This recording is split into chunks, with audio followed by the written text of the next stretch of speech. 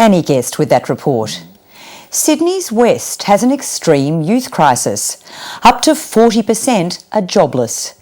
That's more than double the rate of other areas considered to have high youth unemployment.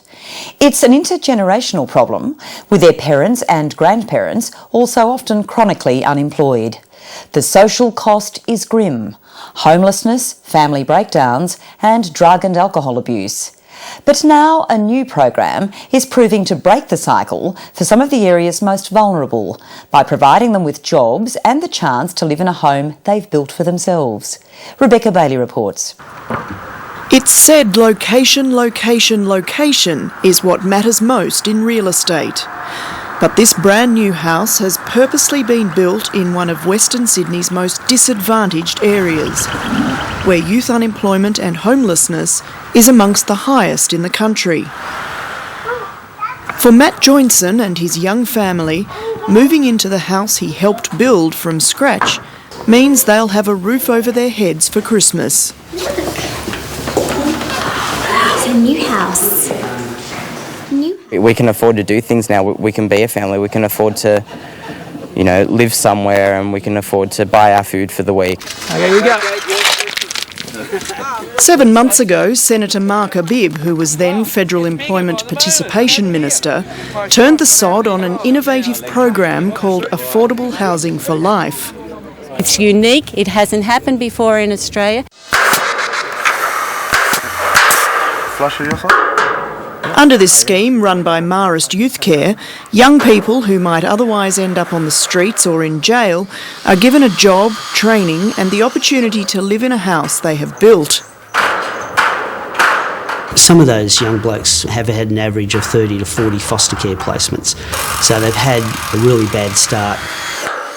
They have domestic violence problems, they have alcohol or drug issues, contact with the justice system, dropping out of the education. All of that puts someone at risk, and that's the group that we're trying to help. 21 young men have been employed on site since May. They are the first of hundreds. Over the next year alone, 50 houses will be built under the program, addressing a critical shortage of social housing properties. My life before was terrible. I had no job, I got a family, but I got no money to support them. I just got into the alcoholic zone and I fighting around on the streets. It's Antonio Lalicio and Jerome Grantham's first job. They're earning award wages and a trainee construction certificate. Just working hard, trying to improve myself, step by step. At the start, I wasn't too keen on it, but then it eventually grew onto me. It's a hands-on job. You gotta be actually mentally fit and physically fit at the same time. So it's a challenge every day. So that's what I love about it. Can you show me how it's done, bro? This on-the-job training paves the way to an apprenticeship and long-term employment in the building and construction industry. We're showing them that they can actually be skilled up and actually have a job and get some own personal value and personal success, a few wins on their side, which they've never had before. Builder Daniel Steadman is one of a number of commercial partners who have embraced the project. Yep. He says while at first it was hard to motivate his young charges, the biggest challenges have come from the neighbourhood. The fences that we put up, which are made of timber, were basically they kicked them down and they burned those. So we use steel frames so they can't be burnt. The windows don't have glass in them because obviously the kids smash the glass, but we can't leave anything on site because it gets stolen.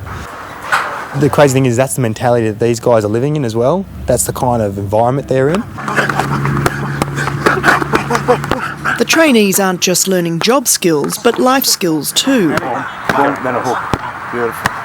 Champion boxer Ryan Betts is the site foreman, the boys' supervisor and fitness trainer. Off the jab. You try to be their friend, but you also be an authority figure at the same time, and you really try to lead by example with never being late, with always being hardworking. Even hygiene, we really get down to basics with them, bringing your own lunch and making sure that it's a healthy lunch. Affordable Housing for Life's business manager, William Rack, argues the social benefits far outweigh the extra labour costs. If we had 10 young people that were spending the next 20 to 30 years going through unemployment and living in public housing, the cost to the state and federal government is significant in that lot. If we could take those same guys, put them through a system like ours and save them 30 or 40 years of being on the unemployment queues, then it's a fairly easy sum to work out of how that's a financial benefit to the country.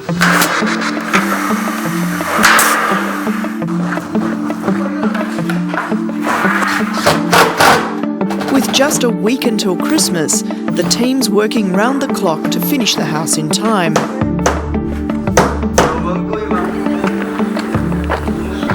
Matt Joinson has been working on the house for months and can't wait to move in. It'll be so overwhelming. I can't really explain it. Like I've been here from the start. I've helped out for every little aspect on this house to get it going, to get it up. Finally, the big day has arrived. Antonio Lalicio, his partner and baby, will be sharing the house with Matt Joinson's family. They've worked together and now they'll be living together. Wow, it's beautiful. This opportunity here has got me back on track really well. Another thing I love about it is they've given me this opportunity to make a life out of, become a tradie. So, yeah, basically I just want to become someone. Jerome Grantham has already benefited from his newfound skills. He's working as an apprentice for another employer. I made this house, you know. I can actually sit down and say that I've made it.